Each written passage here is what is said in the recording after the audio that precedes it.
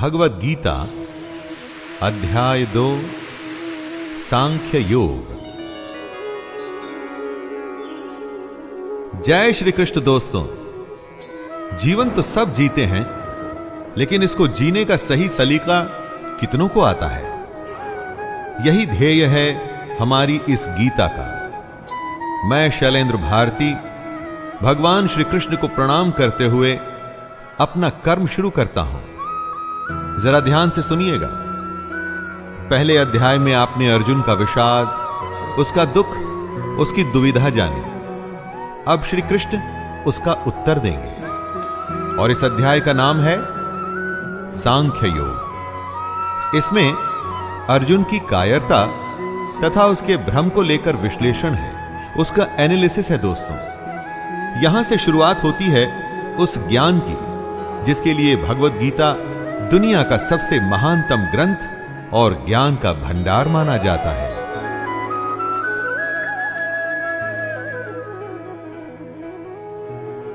संजय उवाच तं तथा कृपयाविष्टम् अश्रुपूर्णाकुलेक्षणम् विषिदन्तमिदं वाक्यम् उवाच मधुसूदनः। संजय कहते हैं, उस प्रकार करुणा से भरे हुए और आंसुओं से पूर्ण तथा व्याकुल नेत्रों वाले शोक युक्त अर्जुन को भगवान देखते हैं। अर्जुन दुख से घिरा हुआ है, आशा खत्म हो चुकी है, हिम्मत टूट चुकी है, और ऐसे में कृष्ण उसे समझाना शुरू करते हैं। जहां युद्ध का वर्णन होना चाहिए था, वहां दुख और विषाद का माहौल है। अर्जुन की आंखों में आंसू, मन में निराशा है। यह एक बहुत बड़ी हैरानी की बात थी। धृतराष्ट्र या संजय कोई भी इसकी आशा नहीं कर रहे थे। अर्जुन का दुख देखकर कृष्ण उत्तर देने के लिए तैयार होते हैं। दोस्तों, यही है गीता। अर्जुन या हम सबकी शंका और ईश्वर या कृष्ण का ज्ञान। श्री भगवानुवाच कुतस्त्वाकश्मलम् इदं विषमे समुपस्थितम् अनार्यजुष्टमस्वर्ग्यम् अकीर्तिकरमर्जुन। श्री भगवान बोलते हैं, हे अर्जुन, तुझे इस समय असमय में यह मोह किस हेतु से प्राप्त हुआ? क्योंकि न तो यह श्रेष्ठ पुरुषों के द्वारा आचरित है, न स्वर्ग को देने वाला है, और न कीर्ति को करने वाला ही है। युद्ध के समय ऐसी शंका, यह तो असमय है। दोस्तों, इस तरह अपने शत्रु के प्रति मोह दिखाने का काम अर्जुन जैसे योद्धा कैसे कर सकते हैं? अपने कर्म से अगर हम मुंह मोड़कर मोह या किसी और वजह से हताश बैठ जाएं, तो वो ठीक नहीं है। इससे कभी कोई लाभ नहीं होता। क्लैब्यमास्मगमः पार्थ नैतत्त्वयुपपद्यते क्षुद्रं हृदय दौर्बल्यं त्यक्त्वोत्तिष्ठ परंतप। कृष्ण समझा रहे हैं, हे अर्जुन, नपुंसकता को मत प्राप्त हो। अगर तू युद्ध में आया है तो युद्ध कर, ऐसे डर मत। तेरे जैसे धनुर्धर के लिए यह ठीक नहीं है, सही नहीं कि इस तरह से मन की कमजोरी दिखाओ। दोस्तों, श्री कृष्ण यहां नपुंसकता का अर्थ शक्तिहीनता, कमजोर हो जाना, युद्ध से मुंह मोड़ लेने वाली बात कर रहे हैं। यानी कि जो धर्म कहता है उसके अनुसार कर्म तो करना ही चाहिए। स्वयं को कमजोर मानकर बात को छोड़ देना यह सही नहीं है। बुरे समय में अगर हमें भी जब आशंका सताए, यही बात हमें याद रखनी चाहिए कि मन की दुर्बलता छोड़ हमें सिर्फ उस कर्म के बारे में सोचना चाहिए जो हम करने के लिए आए हैं। अर्जुन उवाच कथं भीष्ममहं संख्ये द्रोणं च मधुसूदन इषुभिः प्रतियोत्स्यामि पूजार्हावरिसूदन। अर्जुन अपनी शंका के बारे में कहते हैं, हे मधुसूदन, मैं रणभूमि में किस प्रकार बाणों से भीष्म पितामह और द्रोणाचार्य के विरुद्ध लड़ूं, जिनसे मैंने सब कुछ सीखा है, जो मेरे लिए सबसे बड़े हैं, उन पर मैं कैसे बाण चला सकता हूं। दोस्तों, यहां पर अर्जुन का कहना है, उसका संशय है, असल में सुनने में गलत नहीं लगता। अर्जुन जिनकी पूजा करते हुए बड़े हुए हैं, अपने पितामह या अपने गुरु पर वो बाण कैसे चला सकते हैं। लेकिन युद्ध का तो यही काम है। बाण शत्रु और अपने में भेद नहीं करता। जब वो चलता है तो प्राण लेने के इरादे से, जिसे करने में इस वक्त अर्जुन असफल हो रहे हैं। गुरु न हत्वा हि महानुभावान् श्रेयो भोक्तुं भैक्षमपि हलोके हत्वार्थकामांस्तु गुरुनिहैव भुञ्जीय भोगान् रुधिरप्रदिग्धान्। अर्जुन की दुविधा गलत नहीं लगती जब वो ऐसा कहते हैं कि इन महानुभाव गुरुजनों को न मारकर मैं इस लोक में भिक्षा का अन्न भी खाना कल्याणकारक समझता हूं। यहां पर अर्जुन कहते हैं कि इन गुरुजनों को मारकर इस दुनिया में किसी भी तरह का लाभ ले लूं, उसका क्या मतलब है। अपने इन लोगों को मारकर उससे अर्थ और भोग, धन धान्य, ऐश्वर्य, ये सब तो मैं प्राप्त कर लूंगा, परंतु ऐसे भोगों से क्या प्राप्त होगा। दोस्तों, अर्जुन ही नहीं, दुनिया में न जाने कितने लोग ऐसे होते हैं जिन्हें लगता है कि परिवार भी न छूटे और मोक्ष भी प्राप्त हो जाए, परंतु ये तो संभव नहीं। न चैतद्विद्मः कतरन्नो गरीयो यद्वा जयेम यदि वा नो जयेयुः यानेव हत्वा न जिजीविषामस्तेव स्थिताः प्रमुखे धार्तराष्ट्राः। अर्जुन कहते हैं, हम ये भी नहीं जानते कि हमारे लिए युद्ध करना और न करना, इन दोनों में से कौन सा श्रेष्ठ है, अथवा ये भी नहीं जानते कि उन्हें हम जीतेंगे या वे हमको जीतेंगे। और जिनको मारकर हम जीना भी नहीं चाहते, वे ही हमारे आत्मीय धृतराष्ट्र के पुत्र हमारे मुकाबले में खड़े हैं। भविष्य में क्या होगा ये तो कोई भी नहीं जानता।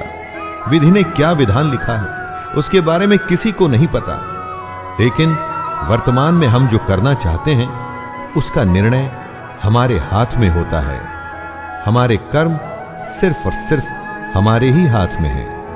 तो क्या युद्ध जीतने के लिए अपनों को मारना ठीक है? अपने कर्म को पूरा करने के लिए हमें किस सीमा तक जाना चाहिए और किस सीमा को पार करना चाहिए? कार्पण्य दोषोपहत स्वभावः पृच्छामि त्वां धर्म सम्मूढचेताः यच्छ्रेयः स्यान्निश्चितं ब्रूहि तन्मे शिष्यस्तेऽहं शाधि मां त्वां प्रपन्नम्।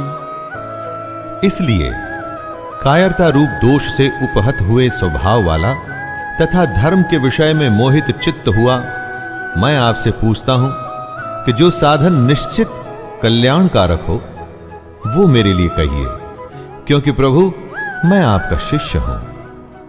दोस्तों, कमजोर क्षणों में हम डर जाते हैं, जिससे कंफ्यूजन का भाव हमारे अंदर आता है।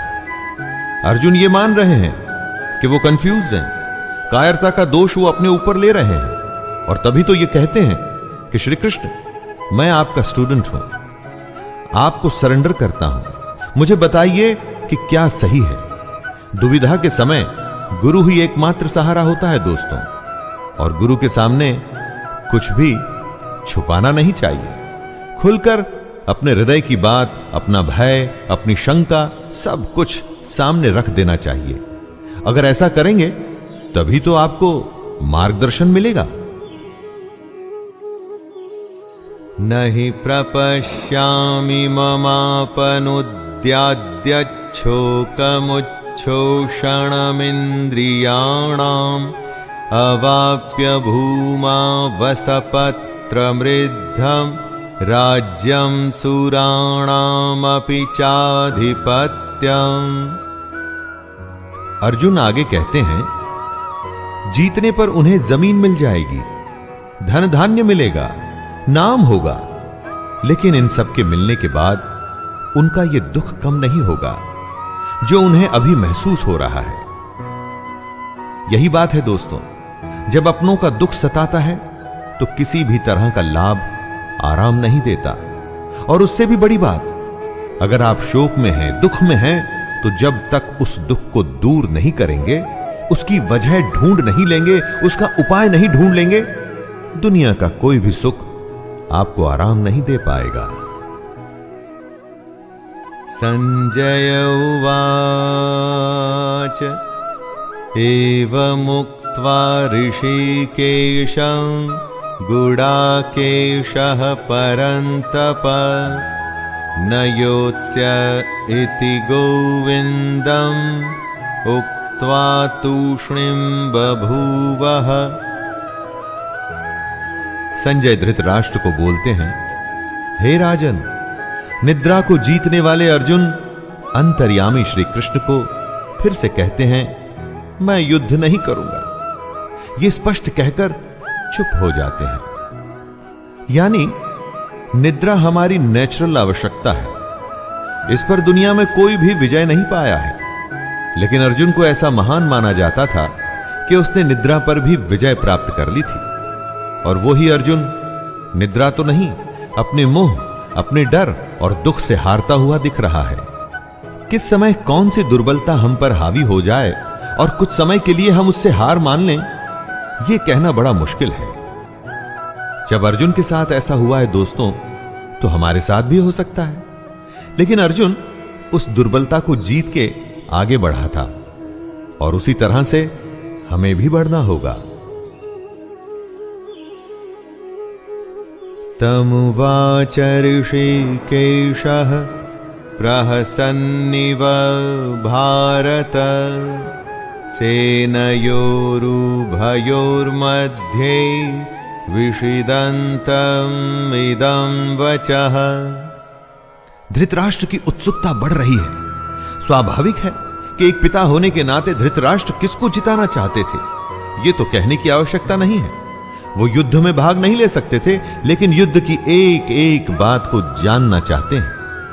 संजय बताते हैं कि हे भरतवंशी धृतराष्ट्र, दोनों सेनाओं के बीच में शोक करते हुए अर्जुन हैं और उसके सामने अंतर्यामी श्री कृष्ण, जो अर्जुन को हंसते हुए ये वचन बोल रहे हैं।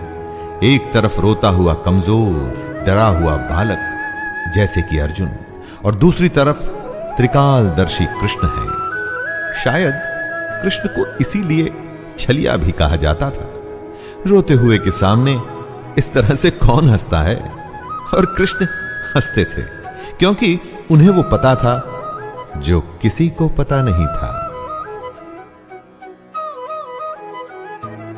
श्री भगवानुवाच अशोच्यानन्वशोचस्त्वं प्रज्ञं वादांश्च भाषसे गतासु न गतासुंश्च नानुशोचन्ति पंडिताः।